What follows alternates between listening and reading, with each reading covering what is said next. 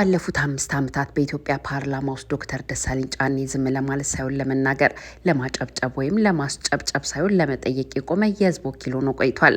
ነገር ግን ዛሬ ያ ሰላማዊ የትግል መድረክ ባለቤቱን አጥቷል። ያ የተጀመረው ጉዞ መዳረሻው ጫካ ነው የሚል መላምት እየተሰማም ይገኛል።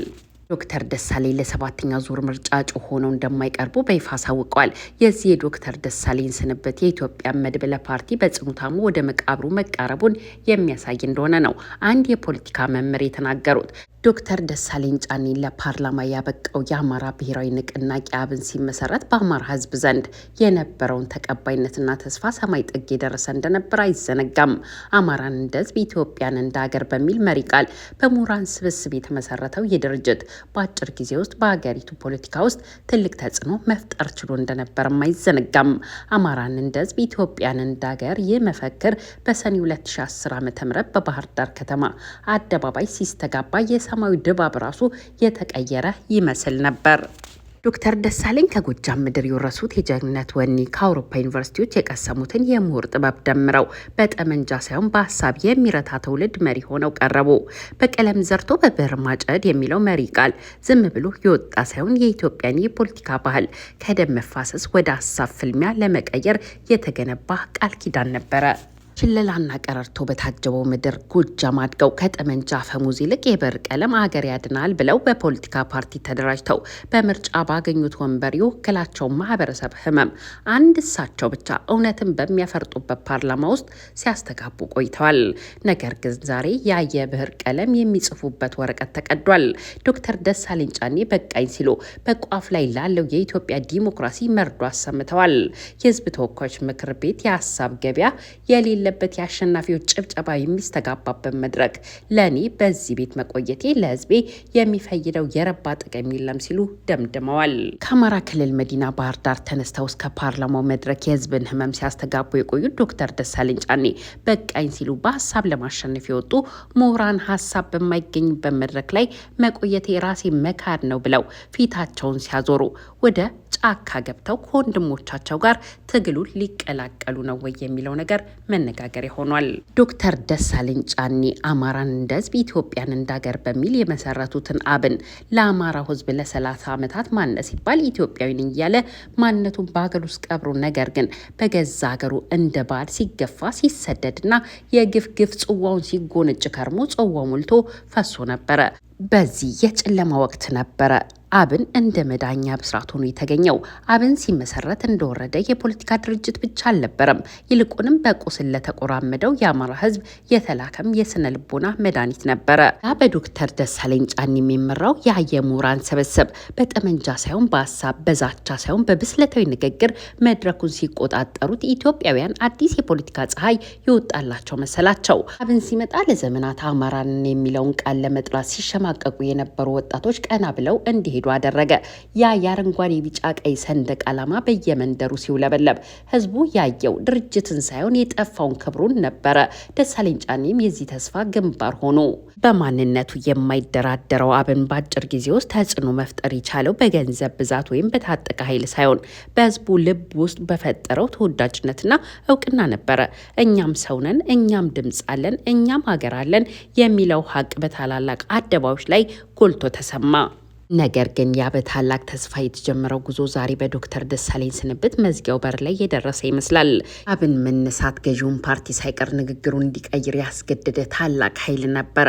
ነገር ግን ያ ኃይል በራሱ በመንግስት መዋቅር ውስጥ ተተብትቦ መሪዎቹ ወደ ስልጣን መንበር ሲጠጉ፣ ድርጅቱ ግን ከህዝብ ልብ እየራቀ መጣ። ዛሬ ዶክተር ደሳለኝ ጫኔ ለህዝብ የምፈይደው የለም ብለው ከፓርላማው ሲወጡ፣ ያኔ አማራን እንደ ህዝብ ብሎ የተነሳው ድርጅት ዛሬ ህዝቡ በየሜዳው እንደ እንስሳ ሰብአዊ ጉዳት ሲደርስበት ድምጽ መሆን አቅቶት መሪዎቹም መክረው በሩቁ የሚያዩ ሆነዋል። ዶክተር ደሳለኝም ይህንን መራራ እውነት የተረዳው ይመስላል። በሀሳብ የገነባው ድርጅቱ በሴራ ሲፈርስ፣ በብዕር የዘራው መሬት በደም ሲጨማለቅ ማየት አቅቶታል። ዛሬ እሱ በቃኝ ሲል ለህዝቡ የሚነግረው ብዕሩን ትቶ ጫካ ካሉ ወንድሞቹ ጋር አማራን ብሎም ኢትዮጵያን ነጻ ለማውጣት ይሆናል ይሆናል የሚሉ መላምቶችም አሉ። እዚህ ጋር አንድ ታላቅ ሚስጥር አለ። የሰላማዊ ትግል ሜዳው ተዘግቷል። ለምርጫ ምቹ መደላደል የለም። ለእጩነት ራሴን አላቀርብም ብለው ራሳቸውን ከሰላማዊ ትግል ሜዳ የለሉት ዶክተር ደሳለኝ ጫኔ ወደፊት ከአማራ ፋኖ ብሔራዊ ንቅናቄ ጎን ተሰልፈው እናያቸው ይሆናል የሚለው መላምትም በስፋት እየተነገረ ይገኛል። በቀጣይ መረጃችን በአማራ ክልል በተለያዩ አካባቢዎች ከባድ ውጊያዎች እየተደረጉ ሲሆን አገዛዙ በበርካታ ቀጠናዎች ላይ የኔትወርክና የስልክ አገልግሎት በማቋረጥ የፋኖ ኃይሎችን ግንኙነት ለመቁረጥ ያደረገው ሙከራ ሳይሳካ መቅረቱ ተሰምቷል። በወሎና በሸዋ በርካታ ቀጠናዎች በተደረጉ ከባድ ውጊያዎች የአገዛዙ ጦር ከፍተኛ ኪሳራን አስተናግዷል። አየር የታገዘ ውጊያ የከፈተው አገዛዙ አንድ የሃይማኖት አባትን ጨምሮ በርካታ ንጹሃንን ሲገድል ቁጥራቸው በውል ያልታወቁም መቁሰላቸው ተሰምቷል። አገዛዙ በክልሉ የተለያዩ አካባቢዎች የስልክና የኢንተርኔት አገልግሎት በማቋረጥ በድሮን የታገዘ ውጊያ ከፍቶ ጀነራል ተፈራ ማሞን ጨምሮ በአራቱ ግዛት ያሉ የአማራ ፋኖ አመራሮችን በቁጥጥር ስር ለማድረግ በሚል በአማራ ክልል በሸዋና በወሎ በጎጃምና ምዕራብ ወሎ አካባቢዎች የስልክና የኢንተርኔት አገልግሎት በማቋረጥ ሰፊ ዘመቻ ጀምሯል። በተለይም በይፋትና መንዝ፣ መራቢቴ፣ ወግዲና ከለላ፣ ሸበል፣ በረንታ፣ ደጀንን ጨምሮ በባሶ ሊበን ገጠራማ አካባቢዎች የኢንተርኔትና የስልክ አገልግሎት ሙሉ በሙሉ በማቋረጥ የፋኖ መሪዎችን ለማደን ብዛት ያለው ሰራዊት ማሰማረቱም ታውቋል። በክልሉ ምዕራብ ወሎ ቀጠና ወግዲና አካባቢው በሁለቱ ተፋላሚ ኃይሎች መካከል የተቀሰቀሰ ውጊያ ለተከታታይ ቀናት መቀጠሉ የተሰማ ሲሆን በአካባቢው ከውጊያው ጋር ምንም አይነት ተሳትፎም ሆነ ግንኙነት ያልነበራቸው ከ35 በላይ ንጹሃን አገዛዙ ከባድ መሳሪያ ድብደባ ፈጽሞባቸዋል ሲል የዜና ምንጫችን ዘግቧል።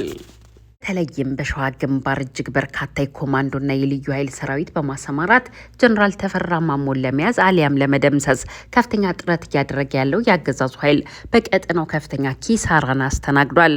በዚሁ ቀጠና ከስልክና ኢንተርኔት መቋረጥ በተጨማሪ በርካታ ወታደር በገፍ እየገባ እንደሚገኝም ተገልጿል። በአውደ ውጊያው ከፍተኛ ኪሳራን ያስተናገደው ሰራዊት ከ35 ያላነሱ ንጹሃንን በከባድ መሳሪያ መግደሉና ማቁሰሉንም የተለያዩ የዜና ምንጮች እየዘገቡ ይገኛሉ።